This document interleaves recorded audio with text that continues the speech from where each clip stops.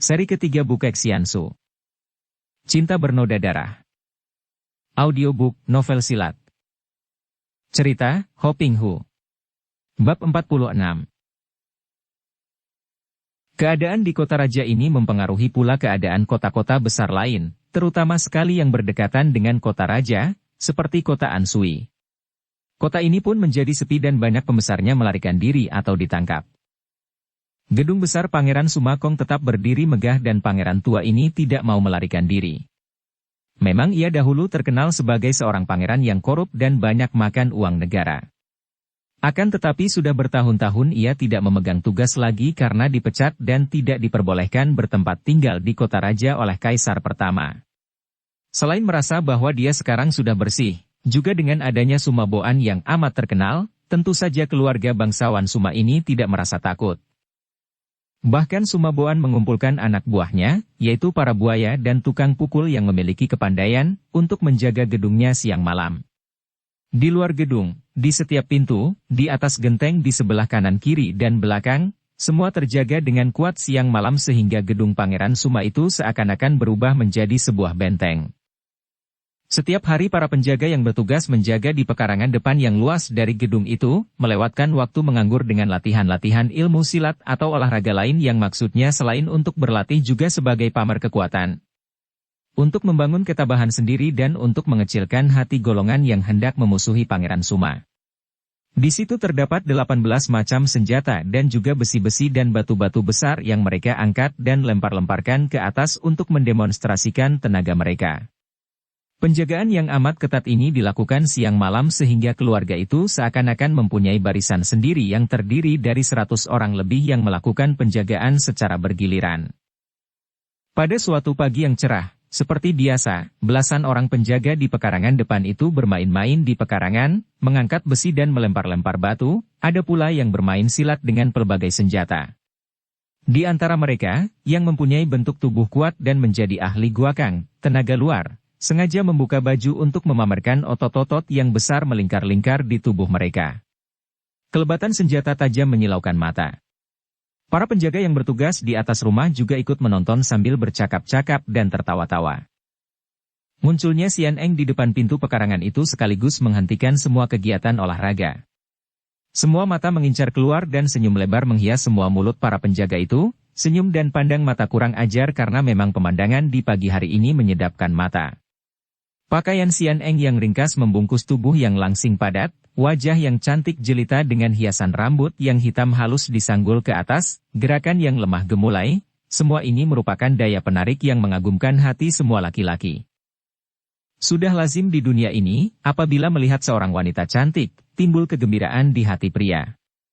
Kalau pria itu hanya sendirian, tentu tidak berani ia mengumbar kekurang ajarannya dan akan menyimpan kekagumannya dalam pandang mata dan senyum.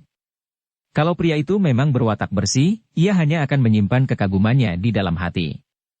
Akan tetapi kalau banyak laki-laki yang memang wataknya kasar sedang berkumpul, tentu akan timbul kekurang ajaran mereka dan mulailah para penjaga ini tertawa-tawa. Aduh! Cantiknya! Wahai!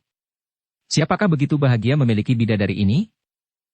Demikian bermacam-macam teriakan yang terdengar dari mulut mereka, bahkan di antara mereka ada yang mulai pula melempar-lempar batu dan mengangkat-angkat besi berat untuk pamer dan berusaha menarik perhatian gadis cantik ini. Namun Xian Eng tidak pedulikan itu semua, kakinya langsung melangkah masuk dengan tenang. Melihat gadis itu betul-betul memasuki pekarangan, kegembiraan mereka memuncak dan seorang di antara mereka, komandan jaga, segera melangkah maju bertanya, suaranya digagah-gagahkan, "Nona, kau hendak mencari siapakah? Siapa di antara kita yang hendak kau jumpai? Hei, teman-teman! Adakah di antara kalian yang mengenal Nona ini?" Kata-kata ini diteriakan si komandan jaga dengan nada tidak percaya. "Ah, akulah sahabat baiknya. Hei, jangan mengacau. Dia tentu memilih aku."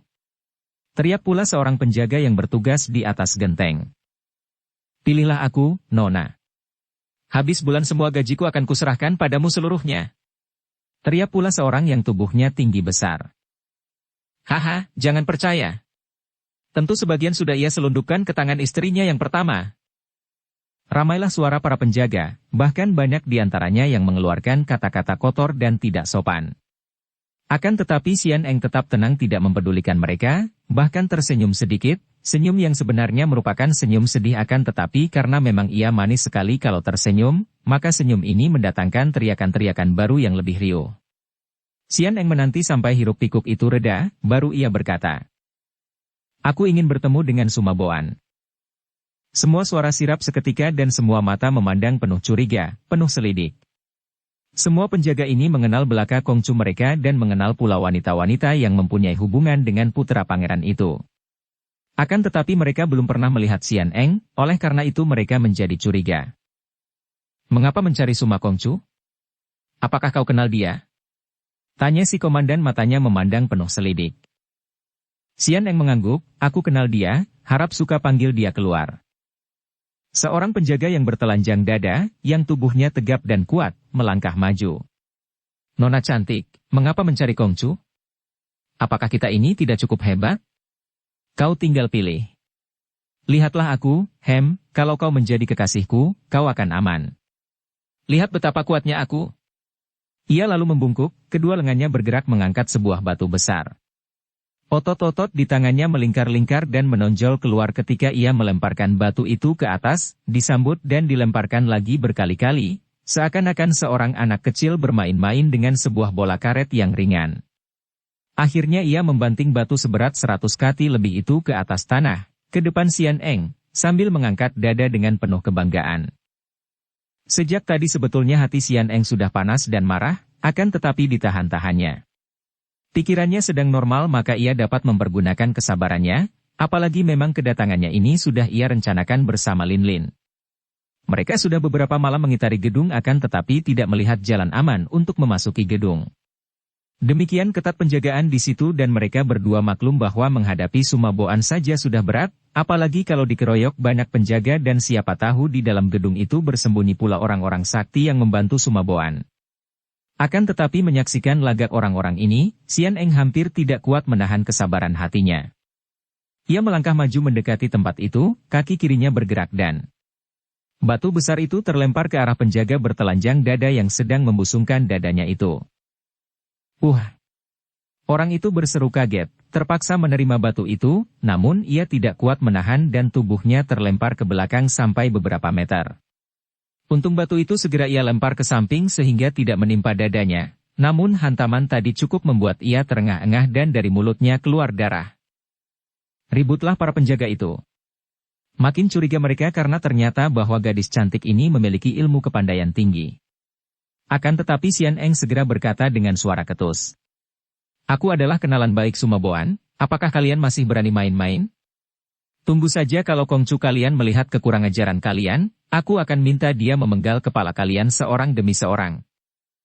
Kata-kata ini berpengaruh sekali. Mereka segera mundur dengan muka pucat dan komandan jaga segera mengedipkan mata kepada kawan-kawannya, kemudian ia sendiri berkata, "Maaf, karena kami tidak mengenal Nona, maka berani bersikap kasar. Harap Nona tunggu sebentar, saya akan melaporkan kepada Suma Kongcu." Xian Eng hanya mengangguk, kemudian ia menghampiri penjaga yang masih duduk terengah-engah. "Kau tidak lekas berlutut?" bentaknya. Penjaga yang sial ini sudah mendengar juga tadi pengakuan gadis lihai ini sebagai kenalan baik Suma Kongcu, maka dengan menahan rasa sakit dan hati penuh rasa takut akan kemarahan majikannya, ia segera berlutut dan mengangguk-anggukan kepala minta ampun. Tiba-tiba mereka semua, para penjaga itu, menjadi ngeri dan merasa serem karena gadis cantik itu tertawa melengking aneh dan terdengar bukan seperti suara ketawa manusia. "Pergilah!" Kaki Xian Eng bergerak dan penjaga itu terlempar beberapa meter jauhnya, bergulingan seperti sebuah bola ditendang. Anehnya, ia merasa dadanya tidak sesak lagi, maka cepat ia meloncat berdiri, mengangguk dengan hormat dan mengundurkan diri. "Moi moi." Pada saat itu Sumaboan muncul dari pintu samping. Ketika menerima laporan bahwa seorang gadis cantik yang amat lihai datang mencarinya, Sumaboan menjadi curiga dan mengintai dengan jalan memutar, dari pintu samping. Akan tetapi begitu melihat bahwa yang datang adalah Xian Eng, hatinya berdebar keras. Tentu saja ia menjadi curiga dan menyangka buruk. Akan tetapi, karena Xian Eng hanya datang seorang diri, timbul ketabahan hatinya, dan pula memang ia merasa suka kepada gadis cantik yang ia tahu amat mencintanya ini. Maka dengan hati berdebar dan sikap waspada, pemuda ini lalu muncul dan memanggil dengan suara penuh kasih sayang, wajah berseri, akan tetapi sinar matanya penuh selidik menatap wajah yang cantik jelita dan agak pucat itu. Koko. Xian Eng juga berseru dengan suara tertahan, seakan-akan ia merasa girang dan terharu, mukanya tiba-tiba menjadi merah seperti orang malu dan jengah. Aku ingin bicara penting denganmu. Berdebar-debar jantung Sumaboan. Akan tetapi pandang matanya masih penuh selidik, ingin ia menjenguk isi hati gadis itu. Ia tahu bahwa Xian Eng mencintanya, akan tetapi tahu pula bahwa gadis itu bisa mendendam kepadanya dan bisa membenci karena perbuatannya terhadap gadis itu di dalam perahu. Tentu saja ia tidak mencinta dengan setulus dan sejujurnya hati terhadap Xian Eng, melainkan mencintanya karena gadis itu memang cantik jelita. Bagi seorang laki-laki semacam Sumaboan, ia selalu jatuh cinta kepada wanita cantik, berapapun banyaknya, cinta yang berdasarkan nafsu berahi, cinta yang berdasarkan ingin menyenangkan diri sendiri. Di samping kecantikan Xian Eng, juga gadis ini telah menemukan kitab-kitab peninggalan Tok Xiaokui yang amat ia inginkan. Namun Sumaboan adalah seorang laki-laki yang sudah banyak pengalamannya, pula ia terkenal cerdik, maka ia masih saja menaruh curiga. Tentu saja ia cukup percaya akan kepandaian sendiri, tahu bahwa Xian Eng seorang diri saja takkan mampu berbuat buruk terhadapnya, akan tetapi ia sudah membuktikan keadaan aneh gadis ini yang seakan-akan telah menemukan ilmu dan memilikinya secara hebat, sungguh pun belum sempurna benar. Koko, aku mau bicara tentang kitab. Seketika wajah Sumaboan berseri. Keinginannya mendapatkan kitab-kitab peninggalan Tok Xiaokui amat besar, apalagi pada waktu sekarang setelah keadaan pemerintahan di kota raja terjadi perubahan dan ia merasa betapa kedudukan keluarga ayahnya terancam. Ia ingin sekali mendapatkan kitab-kitab itu dan mewarisi kepandaian yang akan membuat ia menjadi seorang jagoan nomor satu yang ditakuti semua lawan. Moi, aku girang sekali kau datang. Marilah kita bicara di dalam. Ia melangkah maju, memegang lengan Xian Eng dan menggandengnya. Xian Eng menurut saja dan berjalanlah mereka bergandengan tangan menuju ke ruangan dalam, melewati pagar penjaga yang berdiri tegak tanpa berkedip. Sumaboan yang menggandeng dan merapatkan tubuhnya merasa betapa jantung di dalam dada gadis itu berdebar-debar keras. Diam-diam ia merasa bahagia sekali karena mengira bahwa gadis ini terlalu girang bertemu dengannya. Setelah mereka memasuki ruangan sebelah dalam, Sumaboan segera menarik gadis itu ke dalam sebuah kamar tamu yang indah, tiba-tiba ia memeluk Xian Eng dan menciuminya. Sejenak Xian Eng menurut saja, kemudian perlahan ia merenggutkan dirinya, terlepas dari pelukan Sumaboan yang makin merasa yakin bahwa gadis ini tidak marah atau benci kepadanya. Moi, kekasihku yang tercinta. Bisik Sumaboan, masih memegangi kedua tangan gadis itu, alangkah rinduku kepadamu. Kau datang seperti seorang bidadari dari sorga yang turun ke dunia untuk menghibur hatiku. Moi, aku tidak akan melepaskanmu lagi, jangan kau pergi meninggalkan aku lagi. Mari kita hidup bahagia di rumahku ini. Sumakoko, kau sudah mengenal hatiku. Perkara itu belum waktunya kita bicarakan. Kedatanganku ini membawa urusan yang amat penting. Lepaskan tanganmu dan mari kita bicara baik-baik. Xian Eng menarik tangannya. Sumaboan tersenyum dan sengaja menekan jantungnya yang berdebar saking girangnya, karena di depan gadis ini ia harus menyembunyikan perasaannya bahwa ia jauh lebih cinta pada kitab-kitab pusaka peninggalan Tok Xiaokui daripada diri gadis ini. Marilah, adik Xian Eng, kita duduk di sana. Ia menarik Xian Eng dan keduanya lalu duduk di atas dipan yang terdapat di kamar itu. Sumaboan tetap tidak melepaskan gadis itu, duduk di sampingnya sambil memeluknya. Xian Eng tidak menolak lagi dan ia berkata perlahan. Koko, kau tentu maklum akan perasaan seorang gadis. Saking kaget dan duka hatiku, ketika di dalam perahu dahulu. Suaranya tersendat dan kedua pipinya menjadi merah sekali, secara tidak sadar aku menyerangmu dan kemudian melarikan diri. Baru kemudian aku merasa betapa aku tak dapat hidup terpisah daripadamu, maka aku datang ke sini. Girang sekali hati Sumaboan. Ia mengelus-elus rambut kepala gadis itu lalu berkata, aku tahu, Moi. Aku lupa daratan waktu itu saking besarnya cintaku kepadamu. Tentang kitab-kitab itu. Bukankah kau tadi bilang mau bicara tentang kitab? Wajah Xian Eng berseri dan ia tersenyum lebar. Kitab-kitab? Belum kuceritakan kepadamu bahwa setelah aku pergi dari perahu, aku memasuki lagi gua rahasia dan mengambil semua kitab peninggalan Tok Xiao Kui. Kau tahu kitab-kitab apa yang kudapatkan?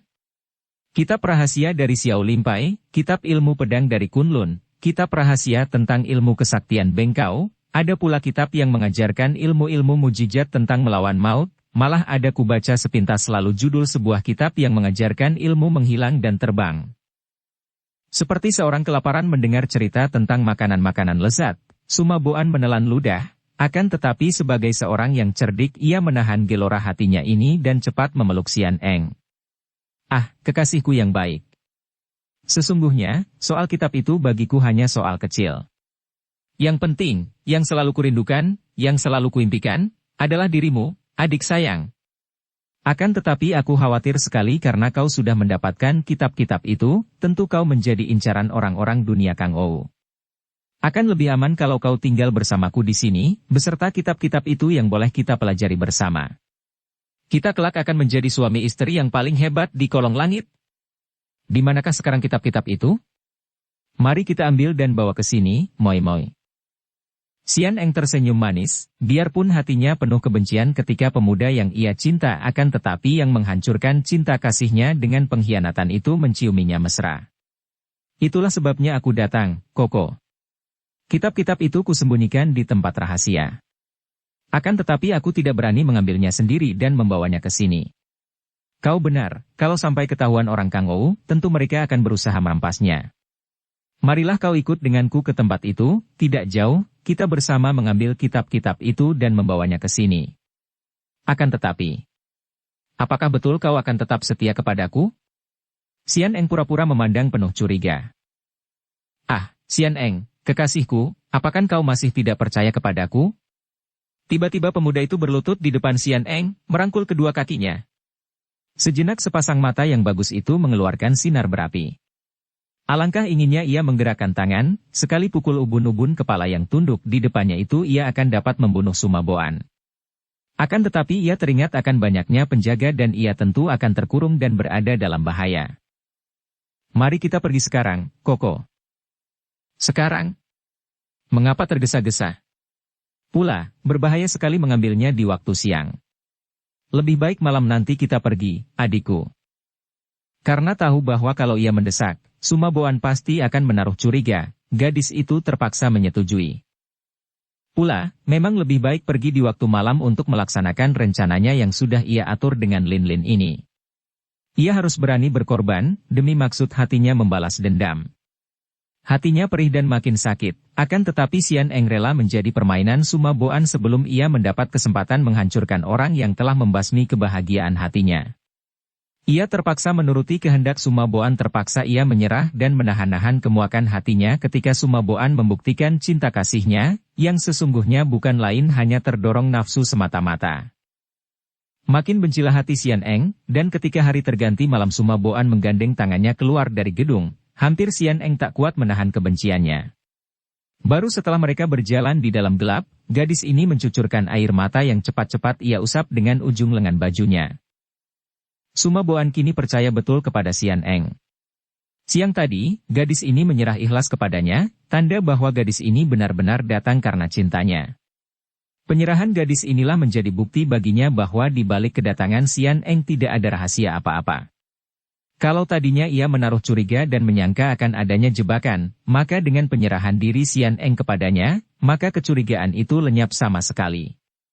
Kini ia yakin bahwa Xian Eng benar-benar mencintanya, benar-benar datang hendak menyerahkan diri sambil membawa kitab-kitab yang berharga. Maka dapat dibayangkan betapa bahagia rasa hati putra pangeran ini. Mereka memasuki hutan yang letaknya di sebelah barat kota Ansui. Hutan yang tidak terlalu luas akan tetapi cukup gelap karena pohon-pohon besar memenuhi hutan itu. Baik sekali kau tidak mengajak pengawal, Koko. Urusan ini lebih baik tidak diketahui orang lain. Memang betul, moi-moi. Kalau saja kau tidak membuktikan cinta kasihmu yang besar siang tadi, tentu aku akan mengajak pengawal-pengawal.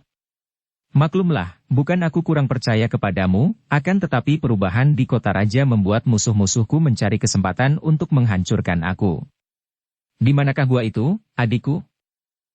Di sebelah sana, sudah dekat. Mari. Di dalam gelap itu, dengan mesra. Xian Eng menggandeng tangan Sumaboan dan diajaknya berlari menuju ke tengah hutan. Tak lama kemudian mereka berhenti di depan sebuah gua yang depannya tertutup oleh rumput alang-alang. Xian Eng menarik tangan Sumaboan, diajak memasuki gua yang gelap itu sambil menyingkap alang-alang yang tinggi menyembunyikan gua. Mari masuk, ku sembunyikan di dalam situ. Mereka lalu memasuki gua yang cukup besar itu dengan jalan berindap-indap. Sumaboan mulai curiga dan bersikap waspada, akan tetapi karena tidak mendengar suara apa-apa, ia ikut dengan Xian Eng melangkah masuk ke dalam gua. Setelah mereka melangkah maju sejauh 5 meter, mereka bertemu dengan dinding gua. Di mana kitab-kitabnya? Sumaboan berbisik. Akan tetapi tiba-tiba Xian Eng merenggutkan tangannya. Sumaboan kaget. Gua itu gelap, ia melihat bayangan Xian Eng menjauhkan dirinya. Moi moi. Di mana kau? Mana kitabnya? Tiba-tiba matanya silau oleh sinar api yang dibuat orang dari luar dan beberapa detik kemudian, Lin Lin yang membawa obor di tangannya telah meloncat masuk, obor di tangan kiri, pedang bersinar kuning di tangan kanan. Juga Xian Eng menyambar sebuah obor, dinyalakannya dan menaruh obor itu di sudut gua. Keadaan menjadi terang menyeramkan. Sumaboan berdiri terbelalak. Matanya mencari-cari dan ternyata gua itu kosong sama sekali. Luasnya 5 meter persegi. Di depannya kini berdiri 2 orang gadis berdampingan dan menutup jalan keluar. Lin Lin dengan pedang bersinar kuning di tangannya. Xian Eng dengan kedua tangan terbuka, jari tangannya menegang, matanya terbelalak penuh kebencian. Diam-diam Sumaboan merasa ngeri juga, akan tetapi karena ia seorang laki-laki yang tabah dan berilmu tinggi, ia dapat menekan perasaannya dan pura-pura tidak dapat menduga kehendak mereka. Moi moi. Adikku Xian Eng yang manis, mengapa tiba-tiba adikmu ini muncul? Dan manakah kitab-kitab yang kau janjikan? Sumaboan manusia iblis. Kematian sudah di depan mata, masih pura-pura tidak tahu akan dosa-dosamu? Bentak Xian Eng dengan suara gemetar saking menahan kemarahan yang meluap-luap, kemarahan dan kebencian yang selama ini memenuhi dadanya, yang selalu ditahan-tahan dan ditutupi sikap kasih sayang untuk dapat memancing dan menipu Sumaboan. Apa? Eng Moi. Apakah maksudmu? Bukankah kau juga mencintaku seperti aku mencintamu? Bukankah tadi kau menyerahkan diri sepenuhnya dengan rela dan suka kepadaku? Tutup mulutmu yang kotor. Bentak Xian Eng sambil melangkah maju penuh ancaman. Oh, betapa bencinya aku. Makin benci mendengar kata-katamu. Sumaboan manusia berhati binatang, perbuatanmu yang biadab terhadap diriku di dalam perahu telah menodai cinta kasihku, telah merobek-robek hatiku, telah mengubah cintaku menjadi benci yang sebesar-besarnya. Aku ingin mengganyang jantungmu, ingin kuhirup darahmu kukeluarkan isi perutmu. Sumaboan kaget bukan main, merasa ngeri dan gentar. Mulai menyesallah hatinya mengapa ia terburu-buru menodai gadis ini yang ternyata tadinya benar-benar mencintanya. Akan tetapi semua itu telah terlanjur dan melihat bahwa yang menentangnya hanya 2 orang gadis ini, tentu ia segera dapat mengusir rasa jerihnya. Ia tersenyum mengejek dan berkata, Xian Eng. Dengan kepandaianmu dan dibantu adikmu, apa kau kira akan mudah saja mengalahkan aku? Kau tahu, tingkat ilmu kepandaianku jauh melebihimu. Juga jauh melebihi kepandaian adikmu. Insaflah akan hal ini dan kalian ini nona-nona manis, sayang sekali kalau sampai tewas di tanganku. Lebih baik kalian hayo ikut denganku, hidup penuh kesenangan di istanaku sambil memperdalam ilmu silat. Laki-laki ceriwis. Lin Lin membentak dan pedangnya berubah menjadi sinar kuning, menyambar ke arah leher Sumaboan. Pemuda ini terkejut. Tak disangkanya gerakan Lin Lin demikian cepatnya maka ia segera mengelak dengan meliukkan tubuh ke bawah sambil mendorong dengan tangannya ke arah siku yang memegang pedang ketika pedang itu lewat di atas kepalanya. Namun Lin Lin yang bersilat dengan ilmu saktinya yang baru, yaitu Cap Sa Sin Kun, segera dapat merubah letak pedangnya yang kini membalik ke bawah, menyambar dengan gerakan pergelangan tangan sehingga tangan Sumaboan yang tadinya hendak mencengkeram siku, kini berbalik disambar mata pedang. Aiih! Sumaboan yang sudah menarik lengannya itu kini menjerit sambil melompat ke atas dan berjungkir balik ke belakang karena kembali sinar pedang Lin-Lin yang tadi dapat dielakkannya itu sudah berubah menjadi segulungan sinar kuning yang berpusing di sekitar dada dan lehernya. Hanya dengan cara berjungkir balik seperti tadi maka ia selamat. Bersiaplah menerima hukuman. Bentak Xian Eng dan kembali Sumaboan terkejut sekali karena tiba-tiba angin menyambar berputaran dari arah Xian Eng ketika gadis itu menerjangnya dengan pukulan yang gerakan-gerakannya aneh sekali. Sumaboan baru saja terbebas dari ancaman maut pedang Lin-Lin, kini ia cepat menggerakkan tubuhnya miring ke kiri sambil mengibaskan tangannya dengan tenaga sinkang sepenuhnya untuk menangkis. Wutut! Wut! Angin pukulan kedua pihak yang disertai tenaga sinkang itu saling sambar dan baiknya Sumaboan adalah seorang jagoan yang terlatih maka biarpun ia merasa tergetar oleh hawa pukulan mujizat dari Xian Eng, namun tidak membuatnya roboh dan tangkisannya tadi berhasil. Sing! Kembali sinar kuning pedang Lin-Lin menyambar, disusul pukulan Xian Eng yang tidak kalah mengerikan daripada sambaran pedang. Kedua orang gadis itu menerjangnya susul-menyusul dan bertubi-tubi dengan kecepatan yang luar biasa dan gerakan yang amat aneh. Kalian hendak mengadu nyawa? Boleh. Akhirnya Sumaboan memekik marah karena ia tidak melihat jalan keluar lagi. Betapapun juga, dalam hal ilmu silat, ia lebih banyak pengalaman kalau dibandingkan dengan dua orang gadis ini. Maka cepat ia mengerahkan tenaga dan mengeluarkan seluruh kepandaiannya yang ia dapat dari beberapa orang guru pandai, di antaranya terutama sekali Itgan Kaaiong. Bertahun-tahun putra pangeran ini menjaga daerah Ansui, bahkan namanya terkenal sampai di kota raja, ditakuti orang dan pengaruhnya besar sekali. Saking lihainya, ia sampai mendapat julukan Lui Kongxian atau Dewa Geledek karena pukulan tangannya selalu ampuh dan sekali pukul cukup untuk mengantar nyawa lawan ke akhirat. Entah berapa banyaknya lawan yang sudah terbunuh oleh pukulannya. Ketenaran namanya dan kehebatan ilmunya inilah yang membuat Sumaboan menjadi manusia sombong, memandang rendah orang lain, dan kemanapun ia pergi, ia tidak pernah membawa senjata karena ia menganggap bahwa kedua pukulannya sudah cukup untuk mengalahkan musuh yang bagaimanapun juga. Di antara banyak macam kepandaiannya menggunakan tangan kosong, yang paling hebat adalah ilmu pukulan yang ia pelajari dari Itgan Kaaiong yaitu yang disebut Hotok Chiang, tangan racun api. Pukulan ini kalau dipergunakan, hebatnya bukan kepalang karena dapat membuat badan lawan yang terpukul menjadi hangus. Jarang sekali Sumaboan menggunakan ilmu pukulan ini, karena sungguh pun hebat akibatnya kalau mengenai tubuh lawan, juga merugikan diri sendiri karena pengerahan sinkang di tubuhnya yang dibarengi dengan penggunaan racun yang panas seperti api, dapat merangsang dirinya sendiri sehingga dapat mendatangkan luka pada kedua lengannya. Menghadapi pengeroyokan Lin-Lin dan Xian Eng yang mempunyai gerakan-gerakan aneh mujizat itu, mula-mula Sumaboan menggunakan semua ilmu silat yang ada untuk melawan. Namun baru 20 jurus lewat saja ujung pedang Lin-Lin sudah menggurat pahanya dan pukulan Xian Eng yang ditangkisnya meleset mengenai pundak sehingga membuatnya terhuyung-huyung. Kagetlah Sumaboan dan tahulah ia sekarang bahwa ia berada dalam bahaya.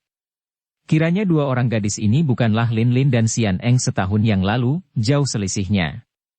Dua orang gadis ini mainkan ilmu silat yang amat aneh, ganas dan selain itu, tenaga mereka secara ajaib telah menjadi berpuluh kali lebih kuat daripada dahulu.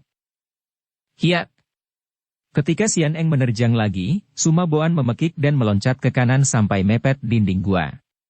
Secepat kilat pemuda ini mengeluarkan racun dari sakunya dan digosok-gosokkan kedua telapak tangannya dengan racun bubuk itu sehingga bubuk itu hancur memasuki telapak tangannya. Ketika ia membuka kedua lengannya, telapak tangan itu kelihatan menyala. Menyala dan mengeluarkan asap seperti arang dibakar. Hawa panas segera memenuhi gua. Awas tangannya, Enci! Lin-Lin berseru dengan kaget. Akan tetapi gadis ini tidaklah menjadi gentar sungguh pun lawan menggunakan ilmu yang begitu aneh. Malah khawatir kalau Xian Eng celaka oleh tangan api itu, Lin-Lin sudah menerjang maju lebih dulu, memutar pedangnya dan sekaligus ia menggunakan jurus Soan Hong Citian, angin puyuh mengeluarkan kilat, sebuah di antara 13 jurus ilmu saktinya. Xian Eng juga mengeluarkan suara melengking tinggi, tubuhnya mencelat ke atas dan dari atas ia menyambar turun dengan kedua tangan terbuka jari-jarinya seperti hendak mencengkeram kepala lawannya. Di antara kedua orang pengeroyoknya, Xian Englah yang amat dibuat ngeri oleh Sumaboan. Ia maklum bahwa gadis ini menaruh kebencian besar kepadanya, menaruh dendam yang hanya dapat diredakan oleh darah dan nyawa. Oleh karena itu, begitu melihat datangnya serangan mereka yang demikian dahsyatnya, Sumaboan segera mendahului menggempur Sian Eng yang menyambar turun dari atas dengan dorongan kedua tangannya yang mengandung tenaga Hotok Chiang. Melihat ini, Sian Eng nekat.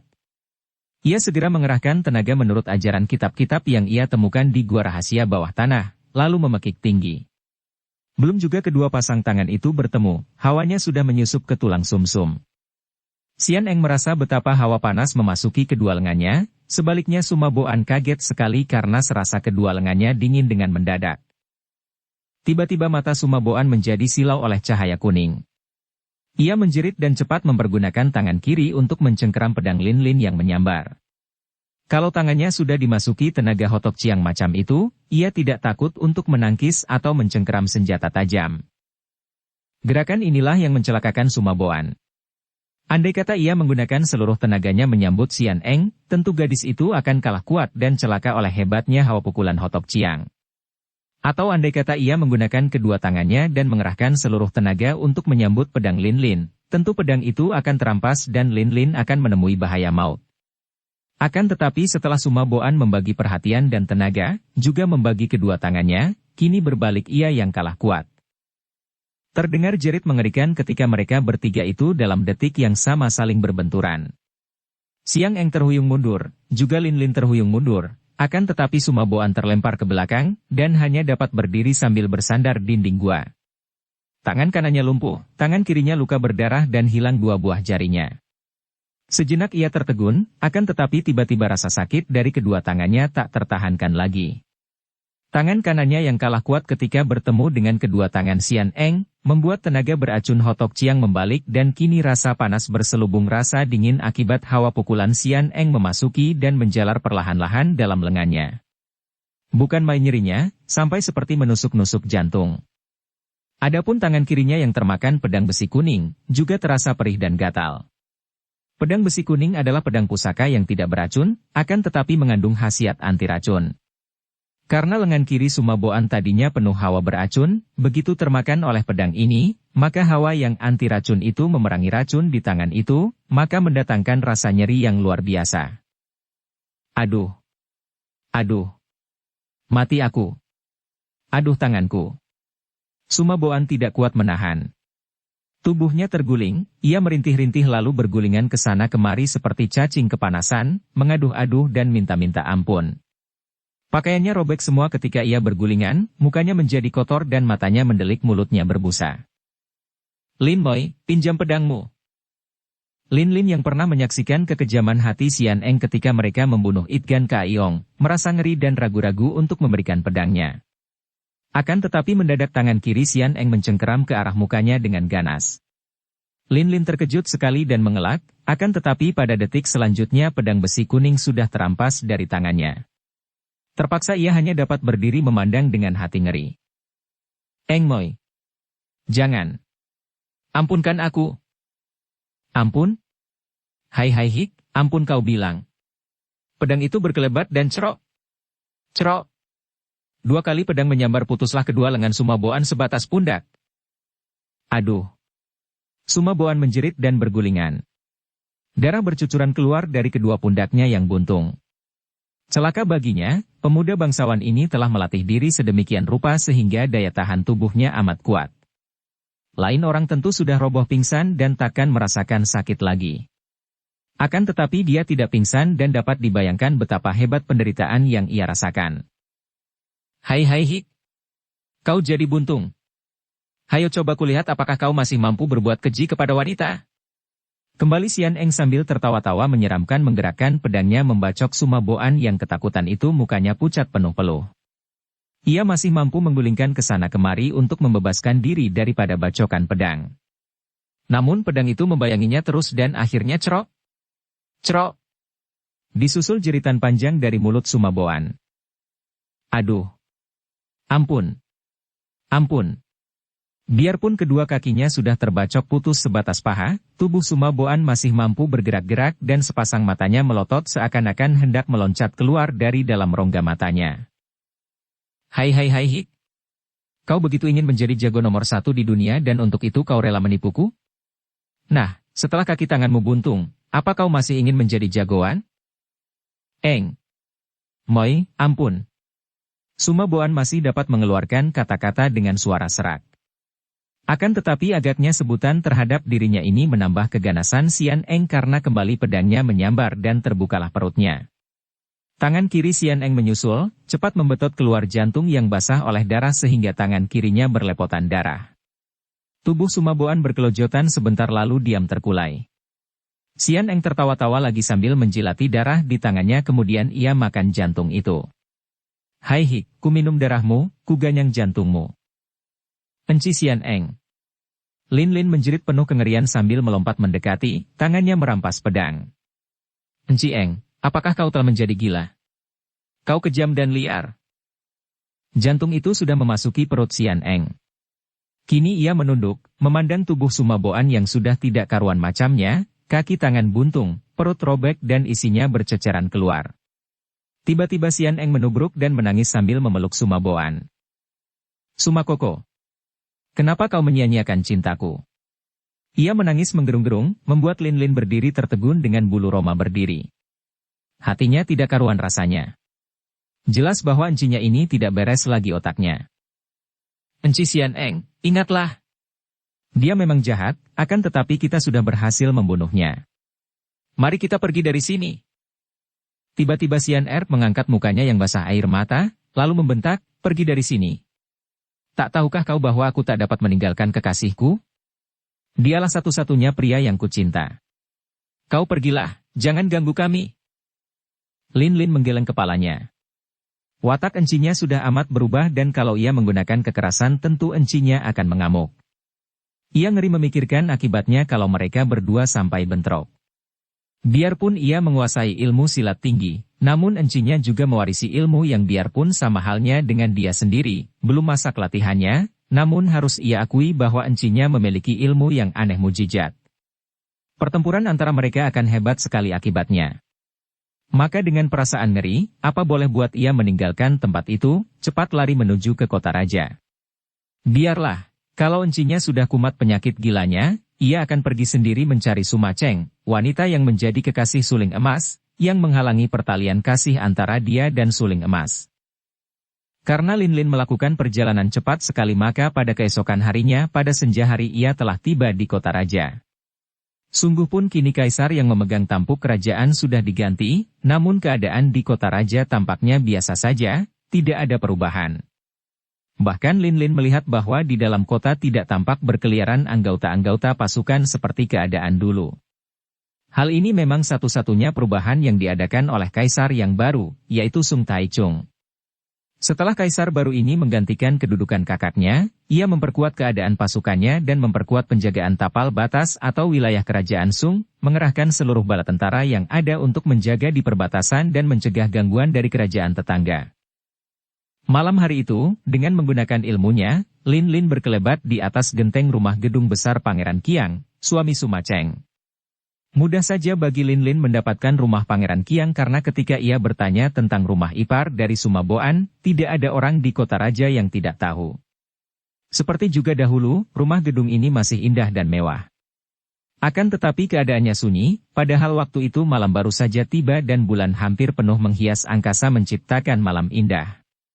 Tiba-tiba Lin Lin yang berada di atas genteng rumah itu mendengar suara anak-anak yang bermain-main sambil tertawa-tawa.